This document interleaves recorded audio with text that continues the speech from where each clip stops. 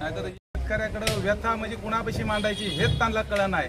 आता आम्ही साहेब आलेत नवीन, त्या साहेबांना निवेदन दिलेलं आहे।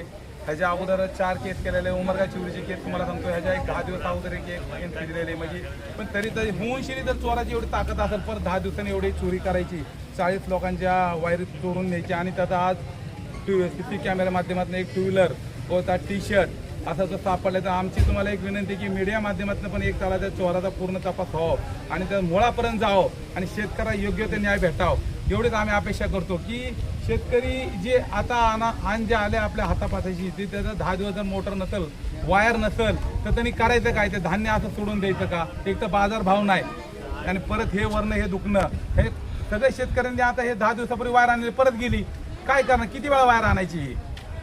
ही तुम्ही शेतकऱ्यांची बी व्यथा तुम्ही समजून घ्या आणि सगळ्यांना विचारा की ह्याच्यातनं आम्हाला परिस्थिती नकोय, पण आम्हाला ह्यातनं कारवाई पाहिजे आणि ह्याचा कुठेतरी छडा लागला पाहिजे। या चोरांचा कुठेतरी सुळसुळाट जो आहे तो तुमच्या माध्यमातून आणि पोलिसांच्या माध्यमातून हा संपला पाहिजे, त्याचा नाश झाला पाहिजे आणि येणाऱ्या काळामध्ये अमाला अशा गोष्टी तुम्हाला पण ऐकायला नाही भेटल्या पाहिजे आणि आम्हाला पण नाही ऐकायला भेटलंय, हे तुमच्या माध्यमातून माझं सांगणं आहे। बाकी तुम्ही शेतकऱ्यांशी विचारू शकता।